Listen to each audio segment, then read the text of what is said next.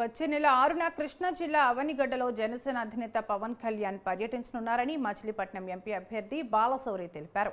ఈ పర్యటనలో అవకాశం ఉంటే టీడీపీ అధినేత చంద్రబాబు కూడా వస్తారన్నారు. ఎమ్మెల్యే అభ్యర్థి మండలి బుద్ధప్రసాద్తో కలిసి నంగేగడ్డ, నాగాయలంక, ఏటిమొగ, వక్కపట్లవారిపాలెం, భావదేవరపల్లి, కోడూరు గ్రామాల్లో ప్రచారం నిర్వహించారు. ఈ ప్రచారంలో సుమారు 500 మంది వైసీపీని వీడి జనసేన పార్టీలో చేరారు. వారికి పార్టీ కండువా కప్పి జనసేనలోకి ఆహ్వానించారు. వైసీపీ నాయకులకు ఓటమి కళ్ల ముందు కనిపిస్తుంటే తట్టుకోలేక తన పేరు కలిగిన వారితో, బుద్ధప్రసాద్ పేరు కలిగిన వ్యక్తితో నామినేషన్లు వేయించారని, కానీ ప్రజలు తగిన బుద్ధి చెప్తారన్నారు. పార్లమెంట్ సభ్యుడిగా పనిచేస్తున్నటువంటి బాలశౌరిని గుర్తించలేరు, కన్ఫ్యూజ్ అవుతారని మీ తెలివితేటల మీద వాళ్ళు పరీక్షలు పెడతా ఉన్నారు. కానీ మచిలీపట్నం పార్లమెంట్ లో ఉన్నటువంటి ఓటర్స్ అంతా కూడా చాలా విజ్ఞతులు, తెలియకల వాళ్ళు.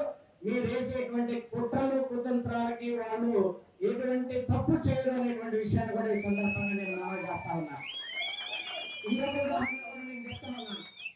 ఉదాహరణ కూడా మీకు చెప్తా ఉన్నాను. వీళ్ళు చేసినటువంటి చిల్లర పనుల గురించి.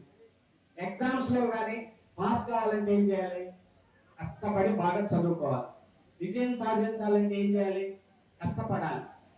ఒక ఎగ్జామ్ ఉంది, ఎగ్జామ్ రాసేటువంటి వాళ్ళు మన జనసేన కార్యకర్తలు కానీ తెలుగుదేశం కార్యకర్తలు కానీ పరీక్షకి వెళ్ళాలి అంటే డిగ్రీ ఎగ్జామ్ రాయాలి. ఏం చేస్తారు? డే అండ్ నైట్ కష్టపడి చదువుకొని 1-4 సార్లు రాసుకొని పోయి ఎగ్జామ్ రాస్తారు. వీళ్ళు ఏం చేస్తున్నారంటే వైసీపీ వాళ్ళు మన యొక్క వైసీపీ జనసేన కార్యకర్తలు కానీ అలాగే టీడీపీ కార్యకర్తలు కానీ చదువుకునేటువంటి పుస్తకాలను తీసుకొని దాచిపెడుతున్నారు పరీక్ష టైంలో. అదే సన్నాసులారా మీకు చెబుతా ఉన్నాను. జనసేన కార్యకర్తలు, టీడీపీ కార్యకర్తలు ఆ పుస్తకాన్ని మొత్తం ఆల్రెడీ చదివేశారు. పరీక్షలో ఏ రకంగా